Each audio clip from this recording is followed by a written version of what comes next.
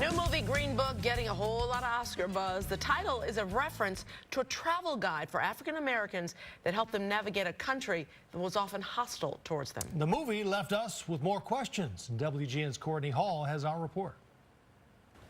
This is the Green Book. It was a resource vital in the Jim Crow era, sold through mail order and service stations that served African Americans. It provided black people with advice on safe places to eat, sleep, and get gas as they traveled throughout the country. Oh, you're gonna need this. Now, this is the book I was telling you about. Now, sometimes you guys are staying in the same hotel, sometimes you're not. In the movie The Green Book, classical pianist Dr. Don Shirley is about to embark on a tour in the Deep South. Knowing the prejudice he's sure to face, his managers equip his driver, Tony, with a guide. Hey, listen, all the place is colored, so stay down south. Got a special book for that? In the Jim Crow South, it was much needed. This gentleman says that I'm not permitted to dine here. Historian Charles Bethea says the Green Book was the go-to resource of its time. It served almost as a 20th century Underground Railroad map, if you will. The guide was first published in 1936 by retired New York mailman Victor Hugo Green, who got the idea from a Jewish directory that did the same thing. It gave opportunity for black motorists a bit of freedom from embarrassment, from the possibility of physical harm as they traveled throughout the country. The necessity for it grew. After the First and Second World Wars, hundreds of thousands of black people were leaving the South, seeking opportunity in industrial jobs up north.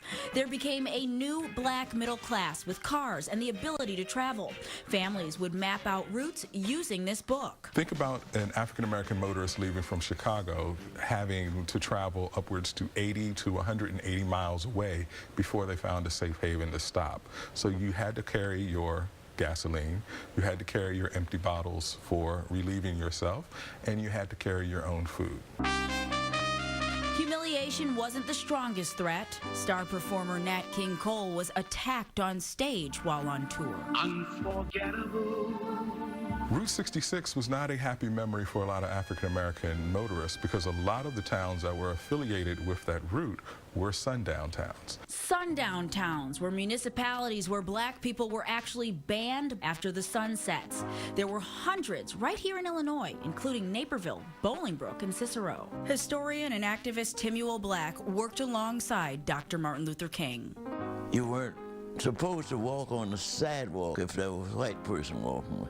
Down south was even worse. The most infamous cautionary tragedy was the lynching of Emmett Till. In 1955, the 14-year-old went on a summer vacation from Chicago to visit relatives in Mississippi. While there, he was accused of whistling at a white woman. In retaliation, the black teenager was kidnapped and killed. They would torture them in a way that you could hear the screams. Much later, the woman who accused Till in the first place admitted to lying. Final editions of the Green Book were published in 1967. During its span, the 1964 Civil Rights Act was passed, banning discrimination based on race.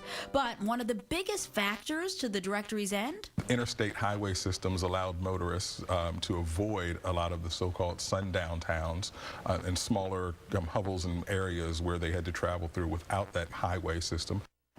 After the Green Book, more regional guides were also published. Here in Chicago, a lot of people use Scott's Blue Book, which is a directory of black-owned businesses published in the 1940s. The Chicago History Museum has copies of that in its research center. Back to you.